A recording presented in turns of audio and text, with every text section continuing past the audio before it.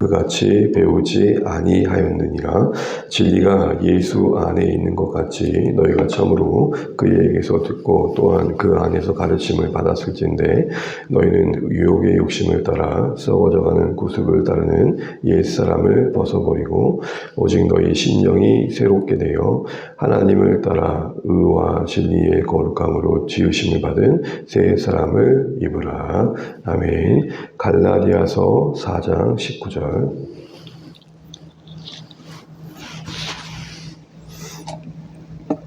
갈라디아서 4장 19절 함께 읽겠습니다. 나의 자녀들아 너희 속에 그리스의 형상을 이루기까지 다시 너희를 위하여 회상하는 수고를 하노니. 아멘. 네, 오늘도 새날 주님 하나님 찬양합니다. 함께 기도하면 감사합니다. 여러분 많이 받으시죠. 고맙습니다. 네, 우리 계속해서 소요리 문답 살피고 있고요. 지금 우리가 살피고 있는 부분은 구원의 사역을 적용하시는 성령님이 어떻게 우리에게 그 구원을 적용시키시는지 그 과정을 보고 있습니다. 구원은 우리가 고백하는 것처럼 성부, 성자, 성령 하나님의 사역입니다. 우리가 이 하나님의 각각의 구원에 대한 사역을 알아야 될 것은 그 아는 만큼 구원의 분명한 확신과 소망과 은혜를 누린 유익이 있기 때문입니다. 특별히 성령님께서 우리에게 구원을 적용시키는 그 과정과 여정을 교리적으로 이렇게 표현합니다. 구원의 서정이다. 구원의 여정이다. 조금 낯설 수 있는데 이 용어가 좀 많이 익숙해지면 좋겠습니다. 그 여정의 시작은 그랬습니다. 부르심이었죠. 그래서 그 부르심이 우리 가운데 귀로만 들려지는 게 아니라 마음까지 와닿는 중생의 사역이 있었습니다. 부르시고 중생케 하셔서 들려지게 하시죠. 그 들려짐의 결과로 우리는 우리의 죄를 보게 되어 회개하게 됩니다. 놀라운 은혜입니다. 우리 보통 관계 속에서나 또 일상에서 대하다 보면 좀 답답할 때가 있잖아요. 이런 경우 아니겠어요? 너는 왜 한국말도 못 알아먹니? 우스갯소리로 내가 영어 하고 있니? 한국말 하고도 왜 못 알아듣는 거야? 어떤 전달되는 내용을 못 알아듣는다기보다는 왜 그게 그렇게 가슴 깊이 와닿지 않니? 이런 얘기를 하는 거죠. 그런데 하나님의 아들 예수님께서 우리 위해 대신 죽으셨다는 그 대속의 놀라운 사건과 신비가 우리에게 이제 믿어진다는 겁니다. 우리가 사도행전에서 살펴봤던 것처럼 베드로의 설교를 듣고 당시에 사람들이 어찌할꼬 탄식했던 것처럼요. 그리고 나서 이제 소망이 우리 안에 없으니 소망이신 예수님께로 나아갑니다. 그게 이제 믿음인 것이죠. 그래서 여러분 믿음은 내가 믿겠다라는 결단 이전에 맡기겠다가 오히려 그 믿음의 의미가 더 정확합니다. 믿음의 또 다른 말은 맡기겠습니다입니다. 내가 해보겠습니다를 넘어 이제는 나의 모든 구원의 운명을 하나님께 맡기겠습니다. 그로 인해 주어진 결과가 뭐였습니까? 칭의였죠. 칭의는 뭡니까? 우리가 하나님 앞에 불의한 자였는데 값없이 의를 선물 받은 거죠. 제가 쉽게 이런 비유를 들었습니다. 도저히 갚을 수 없는 마이너스 통장을 영원으로 만드신 겁니다. 이제는 우리가 심판받을 일이 없고 죄에 대한 책임으로부터 자유케 된 거죠. 놀라운 은혜입니다. 그런데 그것도 참 감사한데 더하여 그 다음의 여정은 뭐였습니까? 우리를 자녀 삼으셨다는 거죠. 칭의에 이어 결과지는 주어진 것은 자녀 삼으심입니다. 신분의 놀라운 변화가 주어진 겁니다. 불의한 자여서 의인이 됐습니다. 그리고 진노의 자녀, 원수의 자리에 있다가 하나님의 자녀가 된 겁니다. 그 자녀된 이제 우리의 삶에 하나님께서 무엇을 채워가시느냐, 그게 이제 구원의 서정에 오늘 다룰 성화입니다. 오늘 성화에 관련된 질문은 이렇습니다. 우리 35문을 보시게 되면 칭의의 결과로 하나님의 자녀됨, 곧 양자 삼으신 뒤에 이어지는 내용입니다. 거룩하게 하시는 것이 무엇입니까? 이죠. 혹시 책자가 있으시다면 우리 같이 한번 읽어보면 좋겠습니다. 함께 읽어보겠습니다. 있으시다면요. 거룩하게 하신 것은 하나님의 값없는 은혜의 역사이신데 이로써 우리가 하나님의 형상을 쫓아 온 사람이 새로워짐을 얻고 점점 죄에 대해서는 능히 죽고 의에 대해서는 능히 살게 되는 것이다. 아멘. 여기서 거룩하게 하신다는 것은 우리가 종종 들었던 성화다라고 말할 수 있을 것입니다. 근데 여러분 그 시작이 뭐라고 말합니까? 성화는 은혜의 역사다라고 말합니다. 지금 여러분 의롭게 하심부터 양자 삼으심부터 가장 먼저 언급되는 것은 값없는 은혜다라는 겁니다. 우리와 하나님 관계의 어떤 협력으로 이루어진 열매가 아니라는 것이죠. 특별히 거룩하게 되는 것도 은혜라는 겁니다. 우리는 자녀 되는 것까지는 은혜라는 것이 쉽게 받아들여집니다. 근데 성화는 철저히 우리에게만 주어진 어떤 몫이라 생각될 때가 있습니다. 아니요, 성화도 은혜입니다.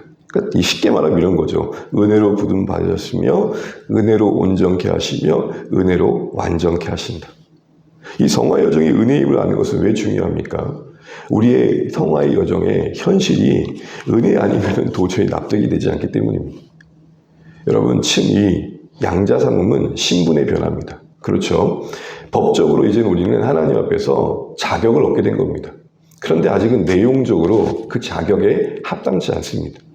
바로 여기서 교리적인 이해가 필요합니다. 말이 교리적인 이해지 성경의 근거에서 그 신분과 현실의 격차를 바르게 해석하는 게 중요하다는 겁니다. 이 틈을 트집 잡고 악한 자가 늘 개입하는 거죠. 야, 너는 하나님의 자녀라고 하는데 왜 현실이 그 모양이야? 바로 이런 공격을 대체적으로 하는 겁니다. 근데 거기에 대한 성경의 답은 무엇입니까? 그게 정상이라는 겁니다. 그게 정상. 왜요? 이제 우리는 막 태어난 자녀입니다. 이제 막 태어난 아이예요. 이렇게 질문을 해보죠. 이제 막 태어난 아이에게 야, 너는 왜 말도 못하니? 아, 왜 못 걸어? 아, 좀 걸어봐. 할렐루야 해보고 아멘 해보고. 아휴, 못난 놈. 아, 누가 그래요, 누가. 태어나면 그 자체로 기쁨이죠. 바로 그런 면에서 우리가 칭의 양자 삼음의 이 은혜 이후에 이어진 성화의 여정을 이해하는 중요한 안목을 가져야 된다는 것을 알게 됩니다. 신분의 변화와 칭의의 양자와 다르게 이 성화는 이제는 그 신분에 합당하게 우리를 실제적으로 변화시켜 가시는 겁니다. 근데 그 변화의 내용은 뭡니까? 하나님의 형상입니다. 정말 여기서 중요한 신앙의 키워드를 알게 됩니다. 여러분, 우리가 주일에도 말씀을 나눴고 어쩌면 성경을 볼 때마다 여러분 스스로가 느끼는 것이겠지만 하나님이 우리를 목적 삼으셨다는 것을 결코 잊지 마십시오. 나를 되찾으시는 게 구원입니다. 나를 써먹는 게 구원이 아니고 나를 되찾아 그 결과가 하나님께 쓰임받는 겁니다. 왜요? 그 되찾음의 결과의 자리가 이제는 내 인생이 하나님 것이 아님을 깨닫는 것이기 때문이죠. 그리고 그 내용적인 것은 하나님이 우리를 처음 지으셨던 그 아름다운 형상을 회복하는 것입니다. 그리고 하나님의 형상의 실체는 우리가 너무 잘 알고 있는 것처럼 예수님이시죠. 그래서 예수님을 온전히 따라가고 있다는 것은 여러분 그 표현을 보는 것처럼 온 사람, 다른 말로 말하면 전 인격이 새로워져 가는 겁니다. 전 인격이. 그러니까 예수님을 믿고 우리가 자녀된 이후에 거룩해져 간다는 것은 그냥 지식적으로만 성경에 대한 이해가 쌓여가는 게 아니라 내 인격이라고 할 수 있는 모든 요소가 변화되는 겁니다. 한 예를 들자면 그렇게 삭막했던 내 마음에 성화의 여정을 걷다 보면 인간의 이해에 대한 애잔함이 생깁니다. 뭐 저런 놈이 다 있노 하다가 그래, 우리 모두가 그렇지. 체념입니다. 체념. 그러나 이것은 단념과 다릅니다. 저는 이 단어를 굳이 이렇게 설명하고 있는 이유는 조금 더 현실적인 이해를 돕기 위함입니다. 비슷한 것 같지만 다릅니다. 단념은 포기입니다. 내 다시 널 같은 인간 만나나 봐나. 근데 체념은 그럴 수밖에 없는 인간의 현실을 떠안는 우리의 최선입니다. 헤어질 수는 없지만 같이 갑니다. 그게 체념입니다. 그러나 단순히 같이 가는 게 아니라 내가 할 수 없고 네가 할 수 없는 것을 하나님이 하실 것이다라는 소망입니다. 그래서 여러분 바로 이어지는 걸 보게 되면 진짜 성화의 중요한 표현이 하나 나오는데 온 사람이 새로워짐을 얻고입니다. 새로워지고가 아니에요. 왜 교리적으로 새로워짐을 얻는다고 했을까요? 수동태예요. 그러니까 처음에 은혜라고 말한 부분이 바로 이것입니다. 내가 성경 본 만큼, 내가 기도한 만큼, 내가 순종한 만큼 바뀌는 게 아니라 그걸 통해 하나님이 일하시지만 실제적인 인격의 변화를 일으키신 것은 결국 하나님이 하셔야 할 일이라는 거예요. 그러니까 이런 말을 우리가 하면은 조금 현실적으로 이해가 되는 거죠. 왜 저는 이렇게 성경 공부하는데도 안 바뀌니? 얻는 거예요. 새로워짐을 얻고 주셔야 되는 거예요. 그리고 그 과정이 왜 그러면 하나님 주시는 건데 이렇게 더디세요 할 때 나온 말이 뭡니까? 그 과정은 점점이기 때문에 그래요. 점점. 여러분 요즘 식물도 작물도 촉진제라는 걸 있잖아요. 촉진제. 촉진제를 맞으면 당장에 성장하는 것 같으나 위의 요소가 있습니까? 없습니까? 정상적으로 자란 거하고 촉진제를 맞으면 그건 또 먹은 것도 달콤해 보이고 더 먹을만해 보고 그럴듯해 보이거든요. 상품성이 올라가는 건 맞습니다. 그러나 전체적으로 보면 생태계나 그 자체로 작물에 위해 요소가 있다는 게 사실 또 하나의 연구 결과 아닙니까? 다 알 수 없지만 그리 더디게 우리를 성장시키는 이유는 진짜 내 거 만들려고 하는 겁니다. 제가 이렇게 해서 표현을 그렇게 쉽게 합니다. 성화는 그래서 속성이 아니라 숙성이다. 라면이 아무리 탁월해도요, 진득하게 끓이는 된장찌개 맛을 어떻게 따라갑니까?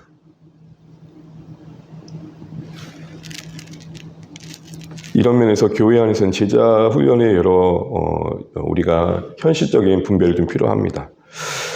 그 자체가 저는 잘못됐다고 절대 말하는 게 아닙니다. 우리가 할 수 있는 착각이라는 것이죠. 어떤 과정을 수료하면 내가 그만큼 된 것처럼 스스로 여기는 것. 되게 조심해야 될 부분이 아닌가 싶습니다. 필요합니다. 그걸 통해 우리 하나님께서 일하시는 현장이 되니까요. 그러나 항상 전제는 뭐냐? 새로움은 얻는 것이고, 그래서 그 과정은 점점입니다. 오늘 바울이 뭐라고 말합니까? 바울조차도 그 사역 현장에서 이렇게 말해요. 여러분, 바울이 성경 공부했으면 얼마나 탁월했을까요? 바울이 설교를 했으면 얼마나 내용이 진실하고 충실했을까요? 그런데도 성도들에게 이렇게 말해요. 갈라디아서 4장 19절입니다. 같이 한번 읽어볼게요. 다시요. 갈라디아서 4장 19절 시작.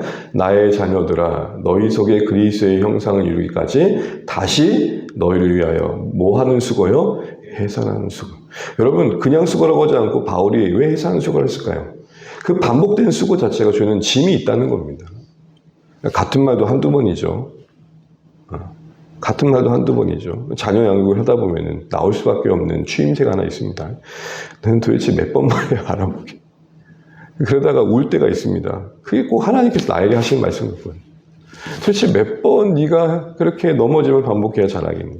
근데 그런 시간들을 하나님께서는 바울의 고백처럼 허용하신다는 겁니다. 하나님은 자신을 내어준 동일한 사랑의 무게로 그 반복되는 그 형상에 이르는 우리의 넘어짐의 여정을, 그 실패 여정을 사용해 가신다는 게 놀라운 신비입니다. 주일에 우리가 그런 말씀 드렸잖아요. 마지막을 마무리하면서 우리의 수레바퀴가 이렇게 커져가야 될 텐데 그것은 직선적이지 않고 나선형 상승의 곡선이다. 그걸 조금 더 설명해 보면 회복하는 과정이 분명히 있습니다. 엎치락뒤치락 정도도 아닙니다. 이전보다 더 못한 데까지 가는 것 같습니다. 그러나 그것은 또 다른 진보를 만든다. 또 다른 진보를 만든다. 분명히 아브라함은 2번이나 자신의 아내를 누이라 했던 고백 속에 더 깊어진 자신의 연약함이나 인정이 있었을 겁니다. 그거 너무 중요합니다. 성화 여정에서 그래서 가장 중요한 것은 나는 결코 안 넘어질 거야 하는 결단보다 하나님, 제가 각오하지만 각오한 대로 사는 게 쉽지는 않은 걸 압니다. 그러나 도우십시오. 주의 은혜를 의지합니다. 이게 오히려 합당합니다. 그래야 우리가 다시 한번 이 여정의 넘어짐을 직면할 수 있는 것이죠. 난 결코 안 넘어져는 꺾일 수밖에 없습니다. 그러나 그럴 수밖에 없다는 것을 알고 하나님의 은혜를 늘 의지하는 게 우리의 삶의 이 거룩의 여정의 중요한 자세입니다. 그 과정 속에 하나님께서 분명히 때마다 은혜를 주실 것입니다. 그래서 여러분 참 신비한 것은 넘어질 듯 자빠질 듯 거반 넘어졌는데 다시 일어나 있는 여러분의 모습을 보지 않습니까? 다 이제 막 그만두고 싶다 했는데 어느새 또 하나님은 오묘하게, 교묘한 거 아닙니다. 오묘하게 찾아오셔서 은혜를 주심으로 내 마음을 붙들어 주시죠. 참 놀라운 신비입니다. 그래서 우리의 하나님의 형상을 어느새 채워가시고 우리가 큰 바위 얼굴 닮아가듯 돌아보면 하루하루는 확인되지 않았지만 어느 시점이 지나고 나면 조금은 달라진 우리의 모습을 보는 은혜가 주어지는 것입니다. 그 과정 속에 우리는 분명히 두 가지의 과정을 겪게 됩니다. 하나는 죽임이며 하나님은 살림입니다. 여러분은 보는 것처럼 죄에 대해서는 능히 죽고 의에 대해서는 사는 겁니다. 죄라는 것은 하나님 기뻐하지 않는 것이죠. 의라는 것은 하나님이 원하시는 삶의 방향일 것입니다. 바로 이런 죽임과 살림의 여정 속에서 구원은 이루어져 가는 것이고 그 과정 속에 우리는 하나님 형상을 닮아가는 것입니다. 이제 정리하겠습니다. 사랑하는 주 안의 가족 여러분, 거룩하게 하심이 무엇입니까? 하나님의 값없이 주시는 은혜입니다. 그런데 그것에 목적하신 바는 하나님의 형상을 우리를 채우심입니다. 근데 그것이 이루어지는 과정은 하나님의 자녀될 때는 즉각적이었다면 그 자녀답게 만드신 것은 점진적입니다. 또 다른 말로 말하면 속성이 아닌 숙성입니다. 그 과정에 하나님의 포기하심은 없습니다.